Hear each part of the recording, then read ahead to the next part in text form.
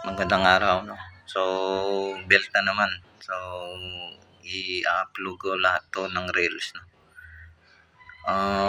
But anong kalagahan ng original na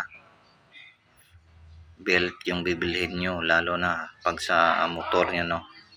Kasi pag original, magbe-base ka sa mileage, no?